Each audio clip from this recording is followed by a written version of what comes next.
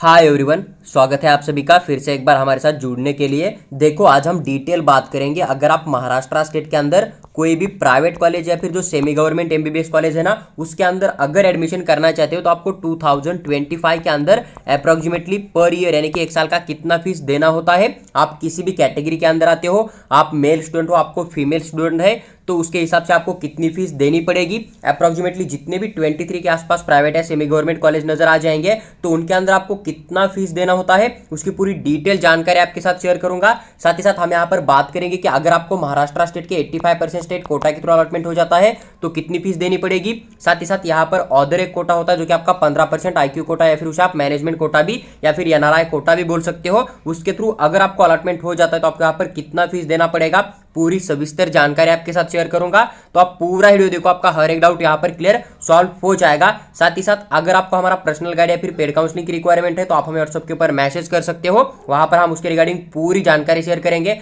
अगर आपको PDF चाहिए तो हमारा टेलीग्राम ग्रुप ज्वाइन कर लीजिएगा, वहां पर हम आपको फ्री ऑफ कॉस्ट में PDF जरूर शेयर करेंगे। देखो, सबसे पहले मैंने एक कॉलेज लिया है एग्जाम्पल के लिए आपके साथ, तो तेरना मेडिकल कॉलेज जो है ना मुंबई के अंदर, तो इसको मैंने यहाँ पर सिलेक्ट किया हुआ है। 2024-25 का आपको फीस स्ट्रक्चर देखने को मिल जाएगा, लेकिन इससे नियर बाय ही आपको फीस देखने को मिल जाएगा 2025 के अंदर। जस्ट 3% आप यहाँ पर इंक्रीज होता हुआ लेके चल सकते हो, लेकिन अप्रोक्सीमेटली सेम ही होता है। देखो, आपको कैटेगरी के हिसाब से फीस देनी होती है और अलग अलग फीस होती है। जैसे कि यहाँ पर देखोगे तो सबसे पहले आपको क्या नजर आ जाएगा, यहाँ पर आपको सबसे पहले एक ट्यूशन फीस नाम की फीस देखने को मिल जाएगी। हर कैटेगरी के बच्चे को पे करनी नहीं होती है, किसी किसी बच्चे को पे करना होता है। और ट्यूशन फीस आप 2025 के अंदर जितना पे करोगे ना, उतना ही आपका डिग्री कंप्लीट होने तक सेम रहेगा, वो इंक्रीज नहीं होता है। अगर वो 2026 के अंदर इंक्रीज भी हुआ तो जो बच्चे उस साल एडमिशन करेंगे उनके लिए वो इंक्रीज होता है, लेकिन आपने जिस साल एडमिशन किया है उस साल जितना फीस था उतना ही फीस आपका कंटिन्यू डिग्री कंप्लीट होने तक हो जाएगा। देखो, यहाँ पर ट्यूशन फीस की बात करें,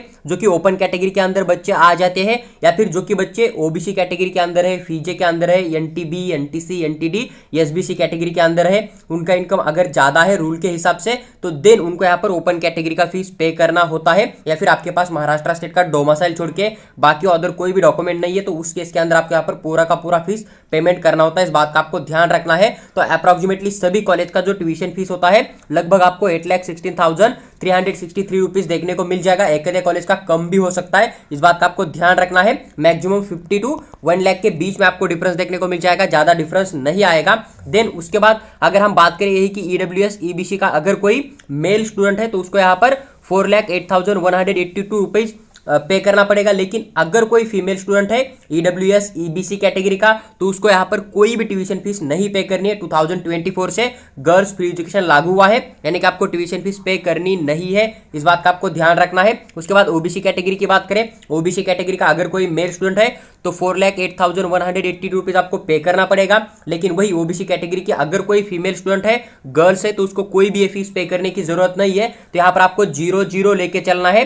देन उसके बाद अगर बात करें फीजे, NTB, NTC, NTD और स्पेशल बैकवर्ड क्लास के बारे में, अगर आप मेल स्टूडेंट हो चाहे आप यहाँ पर फीमेल स्टूडेंट हो, मेल प्लस फीमेल दोनों को यहाँ पर कोई भी ट्यूशन फीस पे करनी नहीं होती। आपको पूरी की पूरी ट्यूशन फीस जो है गवर्नमेंट पे करेगा। बस आपके पास कैटेगरी के पूरे डॉक्यूमेंट होने चाहिए और जो भी काउंसलिंग के हिसाब से रूल होता है इनकम का, वो रूल आपका होना चाहिए। उसके बाद SC ST कैटेगरी की बात करें तो आपका इनकम कितना भी ज्यादा क्यों ना हो, आपको यहाँ पर कोई भी जो है ट्यूशन फीस पे करने की जरूरत नहीं होती है। मेल प्लस फीमेल स्टूडेंट को यहाँ पर कोई भी ट्यूशन फीस देने की जरूरत नहीं होती है। उसके बाद जो NRI प्लस IQ कोटा होता है उसकी बात करें तो आपको यहाँ पर लगभग 40,81,850 रुपीज आपको एक साल का फीस इस कॉलेज के अंदर देना पड़ेगा। लेकिन NRI IQ कोटा का कट ऑफ इतना कम होता है, जैसे आप एग्जाम दे के आओगे, आप जस्ट नीट एग्जाम क्वालिफाई भी करोगे तो भी आपको ये कॉलेज फर्स्ट राउंड के अंदर भी अलॉटमेंट होने का चांस बन सकता है महाराष्ट्र स्टेट की स्टेट काउंसलिंग से। बस आपको फीस जो है 40,81,850 रुपीज पे करना पड़ेगा। देन देखो, उसके बाद अदर एक फीस होती है जो कि आपको यहाँ पर नजर आ जाएंगी, जिसको आप डेवलपमेंट फीस भी बोल सकते हो। तो डेवलपमेंट फीस सभी बच्चों के लिए होती है, सभी बच्चों को पे करना पड़ेगा। ओपन कैटेगरी की बात करें तो 81,637 रुपीज आपको देखने को मिल जाएगी और यही फीस फर्स्ट ईयर में होगी, वही लास्ट ईयर तक आपकी कंटिन्यू हो जाएगी। उसके बाद EWS EBC की बात करें तो आपको आधा फीस देना पड़ेगा। अभी गर्ल्स बॉयज दोनों का सेम ही लागू हो जाएगा, गर्ल्स को भी देना पड़ेगा, बॉयज को भी देना पड़ेगा, इस बात का आपको ध्यान रखना है। तो 40,819 रुपीज देना पड़ेगा। OBC कैटेगरी की बात करें, गर्ल्स एंड बॉयज दोनों को देना होता है, लेकिन इनको फुल फीस देना होता है डेवलपमेंट वाला जो कि 81,637 रुपीज नजर आ जाएगा। देन उसके बाद VJ, NTB, NTC, NTD, SBC male plus female दोनों के लिए यहाँ पर जस्ट डेवलपमेंट फीस ही देना होता है, तो 81,637 रुपीज नजर आ जाएगा। फर्स्ट ईयर से लास्ट ईयर तक आपको इतना ही फीस रेगुलर पे करना है, बाकी चार्जेस नहीं करनी है। एससी एसटी के लिए डेवलपमेंट फीस भी नहीं होता, चाहे आप मेल स्टूडेंट हो चाहे आप फीमेल स्टूडेंट हो, दोनों के लिए कोई डेवलपमेंट फीस भी नहीं होती, ट्यूशन फीस भी नहीं होती। तो आपको जस्ट एडमिशन फॉर्म का जो भी 1,000 या फिर 2,000 रुपीज होगा ना, उतना ही देना पड़ेगा, बाकी कोई फीस पे करने की जरूरत नहीं होती है। अगर हम एनआरआई आईक्यू कोटा की बात करें तो 4,08,185 रुपीज आपको डेवलपमेंट फीस यहाँ पर पे करना पड़ेगा।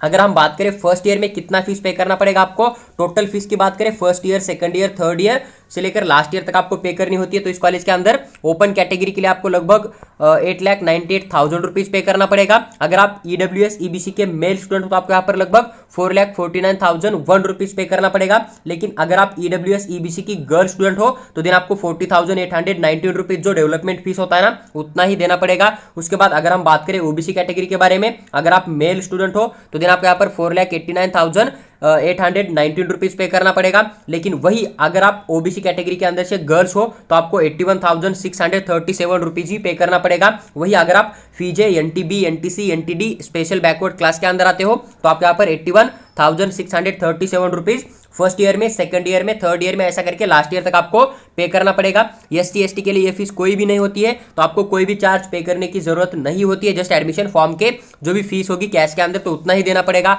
अगर आप एनआरआई आईक्यू कोटा की तरफ से जाना चाहते हो तो लगभग 44,90,000 रुपीज आपको यहाँ पर पेमेंट करना पड़ेगा। बस आपको सीट अलॉटमेंट बहुत ज्यादा कम स्कोर के ऊपर भी हो जाता है। आपको फीस डीडी के फॉर्म में पे करनी होती है और डीडी आपको इस कॉलेज के लिए डीन तेरना मेडिकल कॉलेज इस नाम से आपको बनाना पड़ेगा जब अलॉटमेंट हो जाएगा तब। लेकिन 2025 के लिए लेटेस्ट अपडेट आ जाएगा, उसके हिसाब से आपको बनाना पड़ेगा। लेकिन यही आपको फीस स्ट्रक्चर नियर बाय देखने को मिल जाएगा, ज्यादा डिफरेंस नहीं आएगा। देखो उसके बाद अदर कुछ फीस लिया जाता है, जैसे कि यहाँ पर देखा जाए तो क्वेश्चन मनी डिपॉजिट होता है जो कि आपको डिग्री कंप्लीट होने के बाद में रिफंड दिया जाता है, तो एक 50,000 रुपीज है। लेकिन हर कैटेगरी के लिए आपको सेम ही नजर आ जाएगा, कैटेगरी के हिसाब से इसके अंदर कोई भी डिफरेंस नहीं होता। ये कॉलेज आपसे 50,000 ले रहा है क्योंकि लास्ट ईयर गवर्नमेंट ने एक रूल बनाया था कि 50,000 से जो है ज्यादा डिपॉजिट नहीं लिया जाएगा, 50,000 से ज्यादा डिपॉजिट नहीं ले सकते, इसलिए आपको यहाँ पर कम नजर आ जाएगा। उससे पहले ज्यादा भी ले सकते थे, लेकिन लास्ट ईयर से रूल बना हुआ है कि 50,000 से ज्यादा डिपॉजिट नहीं लिया जाएगा। एक दो कॉलेज ऐसे भी है कि जहां पर कोई डिपॉजिट नहीं लिया जाता है, ये वो आपका अदर फीस जो कि कॉलेज ले सकता है। उसके बाद अगर आप हॉस्टल में ज्वाइन करना चाहते हो तो आपको हॉस्टल फीस पे करनी पड़ेगी, सभी कैटेगरी के लिए सेम होती है। तो इस कॉलेज की लगभग आपको 1,75,000 आपको नजर आ जाएगा। हॉस्टल का एक डिपॉजिट होता है जो कि आपको बाद में रिफंड दिया जाएगा जब आप हॉस्टल को वहां से छोड़ दोगे तो 95,000 आपको नजर आ जाएगा। मेस चार्ज की बात करें तो 1,30,000 आपको देखने को मिल जाएगा। तो टोटल फीस की बात करें तो 4 लाख आपको यहाँ पर हॉस्टल एंड मेस फीस नजर आ जाएगी जो कि आपको पे करनी है। लेकिन इनकेस अगर आप नहीं ज्वाइन करते हो तो आपको ये फीस नहीं पे करनी होती है, इस बात का आपको ध्यान रखना है। यूनिवर्सिटी के रूल के हिसाब से हॉस्टल मेस कंपलसरी नहीं होता है, लेकिन बहुत सारे कॉलेज ऐसे हैं जो कि बोलते हैं कि हमारे कॉलेज के अंदर एडमिशन करोगे तो हॉस्टल एंड में ज्वाइन ही करना होगा। उसको भी आप थोड़ा सा ब्राउचर के अंदर जाके रीड कर सकते हो। हालांकि मैंने बहुत सारे कॉलेज के वीडियो डाल भी रखे हैं और आने वाले समय में जो कॉलेज बचे हैं उनके भी वीडियो मैं इसी चैनल के ऊपर आपके साथ शेयर करता रहूंगा और उसी के अंदर एक्सप्लेन भी करता रहूंगा कि आपको हॉस्टल में किस कॉलेज के अंदर कंपलसरी है ही नहीं है। तो यहाँ पर अगर टोटल की बात करें तो अगर आप जनरल कैटेगरी में आते हो, चाहे आप कोई भी स्टूडेंट हो मेल फीमेल, तो आपको यहाँ पर 13,48,000 रुपीज पे करना पड़ेगा। अगर आप ईबीसी ईडब्ल्यूएस कोटा के थ्रू एडमिशन करोगे, मेल स्टूडेंट हो, तो आपको यहाँ पर लगभग 8,99,001 रुपीज पे करना पड़ेगा। वही गर्ल स्टूडेंट है तो देन उनको यहाँ पर जस्ट ट्यूशन फीस माइनस करनी है, बाकी अमाउंट सेम रहेगा। वही ओबीसी कैटेगरी के लिए अगर आप बॉयज हो तो 9,39,819 रुपीज पे करना पड़ेगा। अगर गर्ल्स हो तो आपको यहाँ पर जस्ट अपना ट्यूशन फीस पूरा का पूरा यहाँ पर 0 कर देना है, बाकी जो अमाउंट बचेगा वो सेम ही आपको नजर आ जाएगा। उसके बाद अगर आप फीजे, एनटीबी, एनटीसी, एनटीडी इस कैटेगरी के अंदर आते हो या फिर स्पेशल बैकवर्ड क्लास के अंदर आते हो तो आपको यहाँ पर गर्ल्स एंड मेल्स दोनों को 5,31,637 रुपीज पे करना पड़ेगा। इसमें से आपका हॉस्टल का फीस आप माइनस कर सकते हो। अगर आप प्रॉपर वहां से या फिर हॉस्टल में नहीं ज्वाइन करोगे तो आपको ये 4 लाख भी पे करने की कोई जरूरत नहीं रहेगी। उसके बाद अगर आप SC ST के स्टूडेंट हो तो आपके यहाँ पर 4,50,000 रुपीज नजर आ जाएगा। 4 लाख हॉस्टल में इसके है, ये भी आप यहाँ पर माइनस कर सकते हो। अगर आप नहीं ज्वाइन करोगे तो आपको ये पे करने की जरूरत नहीं पड़ेगी और आपको जो डिपॉजिट होता है उतना ही देना पड़ेगा, वो भी आपका डिग्री कंप्लीट होने के बाद आपको रिफंड मिल जाएगा।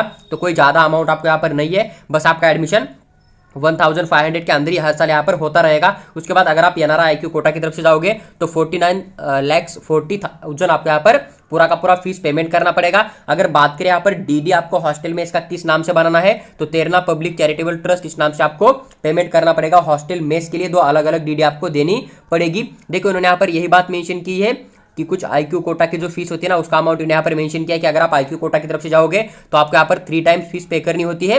वही अगर आप एनआरआई कोटा की तरफ से जाओगे तो आपको 5 टाइम्स देना होता है। यानी कि अगर आप महाराष्ट्र स्टेट के बच्चे हो IQ कोटा मैनेजमेंट की तरफ से जाओगे तो आपको 26,94,000 जो है 1 साल का फीस नजर आ जाएगा। लेकिन वही अगर कोई बच्चा एनआरआई की तरफ से काउंसलिंग करेगा, एनआरआई कोटा के थ्रू जाएगा तो उसको 44,90,000 रुपीज जो है टोटल फीस यहाँ पर पे करनी होगी। यही बात इन्होंने यहाँ पर मेंशन की है। तो अदर एक रूल है कि IQ कोटा के बच्चों के लिए जितना फीस जनरल कैटेगरी का होता है उसके 3 टाइम्स देनी होती है। एनआरआई कोटा के बच्चों के लिए जितना फीस जनरल कैटेगरी का होता है उससे 5 टाइम्स फीस पे करना होता है। देखो जो भी एक अप्रोक्सीमेटली बजट था आपका कितना जाएगा तो उसकी डिटेल इंफॉर्मेशन मैंने आपके साथ शेयर की है।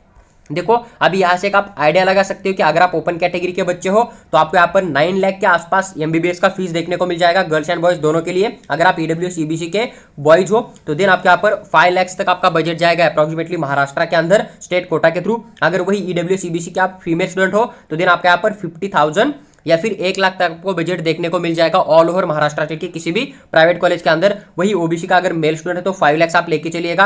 अगर फीमेल स्टूडेंट है तो आप यहाँ पर 1 लाख तक लेके चल सकते हो बजट 1 साल का। उसके बाद फीजे NTB NTC SBC कैटेगरी में आते हो तो डिपॉजिट वगैरह छोड़ोगे तो फर्स्ट ईयर से लेकर लास्ट ईयर तक आपको 1 लाख तक यहाँ पर फीस पड़ सकती है महाराष्ट्र स्टेट के अंदर प्राइवेट कॉलेज के अंदर ऑल ओवर की बात कर रहा हूँ। देन SC ST के स्टूडेंट हो तो आपको कोई भी टेंशन लेने की जरूरत नहीं है। जितना डिपॉजिट है या फिर जो हॉस्टल में इसका फीस है उतना आपको पे करना पड़ेगा। अगर बाहर स्टे करोगे तो रूम का मेस का अलग अलग हो जाता है अपने हिसाब से, जैसा आप बुक करोगे उसके हिसाब से होता है। तो आपको यहाँ पर जस्ट 50,000 डिपॉजिट देके फर्स्ट ईयर से लेकर लास्ट ईयर तक 1,500 पेमेंट करके ही एडमिशन दिया जाएगा। देखो जो भी MBBS प्राइवेट का एक बजट था कि फर्स्ट ईयर में कितना जाएगा, सेकंड ईयर में कितना जाएगा, तो उसका डिटेल इन्फॉर्मेशन मैंने आपके साथ शेयर किया है। अगर आपका कोई डाउट बच जाता है तो आप हमें कमेंट बॉक्स में कमेंट कर दीजिएगा या फिर हमारा व्हाट्सअप नंबर है वहां पर मैसेज कर दीजिएगा। हम आपको रिप्लाई करने की 100% कोशिश करेंगे।